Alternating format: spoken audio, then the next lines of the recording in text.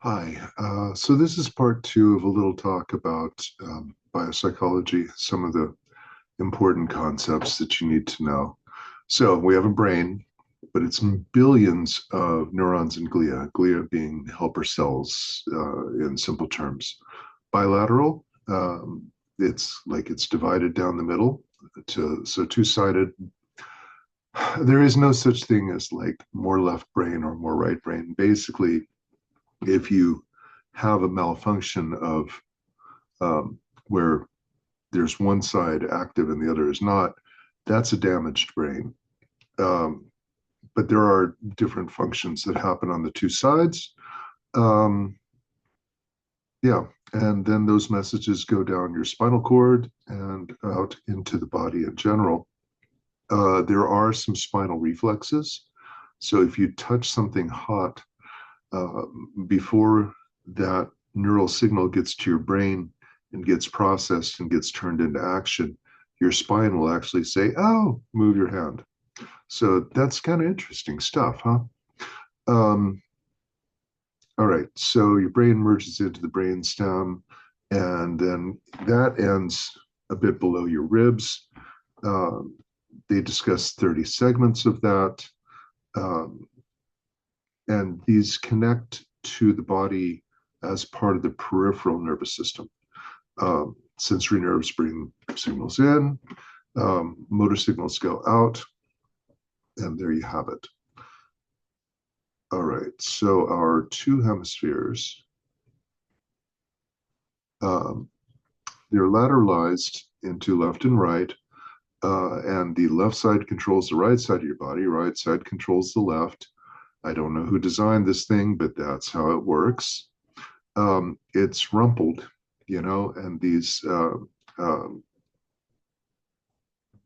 Gyri and Solchi, um, they are, well, there's a lot more surface area that way than if it was just flat.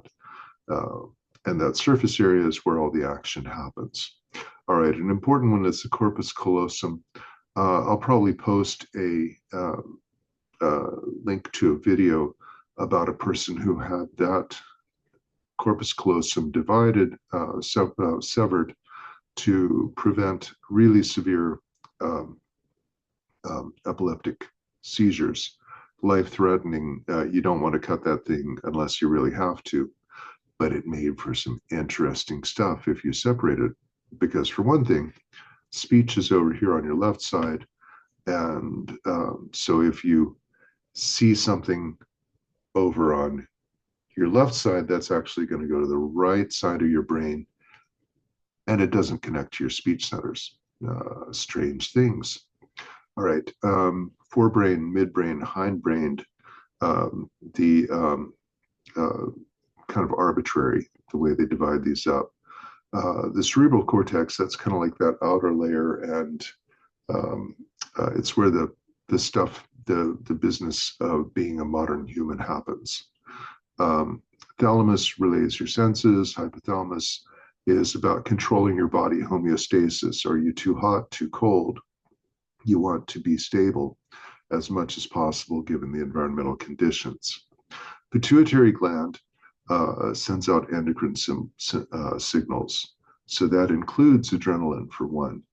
And your limbic system is kind of like in the lower part, and that's about your memory and your emotions. This is one of the reasons that really strong emotional situations are remembered better. Frontal lobe, this is a lot of your logic and that kind of stuff, especially the prefrontal cortex up here. Parietal, well, you've got your motor and sensory stuff up here. Um, and on the left side, you've got your processing of the uh, speech stuff in parietal. Temporal lobe, um, I don't know why they call it that, but hearing comes in through there. Occipital, your eyes come in through there. There's a lot of functions in these. We'll take a closer look at a couple of these. Now, your motor cortex is kind of like a headband thing to hold your hair back or something. It goes across the top of your head. and it divides up in a really interesting way. So motor cortex, prefrontal cortex, higher level cognitive functioning. This doesn't finish developing until like 26 years old or older, and it's a bit older for males than females, biological males. Broca's area, essential for language. I'll post a video of a young woman who had a stroke that affected her Broca's area. Um, Prefrontal cortex and frontal lobe in general, well, there's some questions about exactly what it does and, is it really necessary? So Phineas Gage had, it was the 1840s, 1848, he's tamping down a dynamite charge, blasting out for a railroad, and something went wrong. Somebody had packed it wrong, and there was a spark. It blew up, sent that rod right through his eye, his left eye, and basically should have obliterated his frontal lobe, not quite the prefrontal, but it was very damaged. But he could still do stuff, and there are conflicting stories. The doctor involved said that it changed his personality. Other people say no, that didn't happen, and he ended up moving to New Zealand and was a healthy, happy guy living out the rest of his life. We don't, it's kind of hard to tell now. Anyway, back to the parietal lobe. There's these, this is an interesting thing. Your somatosensory cortex actually goes by where it connects into your body. So, somewhere around like the upper, kind of upper diagonal of your brain is where your neck, your eyebrows, your eyeballs are controlled, and where your senses, like how your like your sense of touch, things like this come in. It's kind of crazy.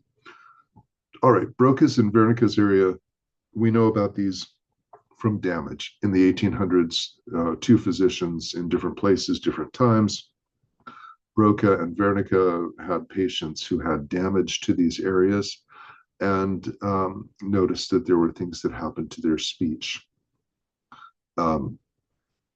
So a lot of what we know about brains comes from damaged brains. All right, occipital lobe, interestingly, your eyes are up in front. The part that processes is in the back. We'll talk more about that in the sensation and perception chapter. Okay, the thalamus is like a relay center. Your senses come in, it processes stuff and says, okay, well, this is visual, this is important, this is less important, things like that. Then we get down into the lower kind of nuts and bolts, and you have your amygdala, which relates to emotion. The amygdala and hippocampus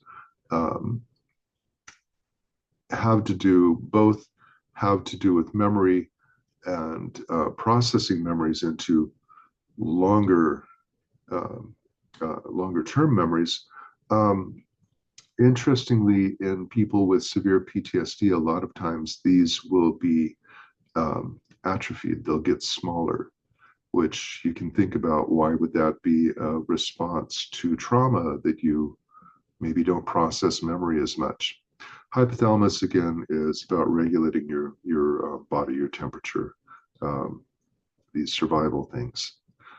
Okay, I don't know that these are things that will affect your life to understand, but like, for instance, the substantia nigra and the ventral tegmental area are involved in Parkinson's disease, which some of you may have relatives who have that. Hindbrain, a couple of interesting things. So this is going down into the spinal cord, the pons and the medulla, and these are going to be more automatic stuff. So you don't have to think about those. Cerebellum, if you play a musical instrument, for instance, and you practice, or if you're a pitcher, if you play baseball, you would be practicing over and over again with the same thing, it's going to, there's some evidence that that kind of information is stored in the cerebellum. Uh, so balance, coordination, motor skills, some types of memory. So these are the kinds of memory that are kind of automated. Okay. I'm going to stop for part 2 here.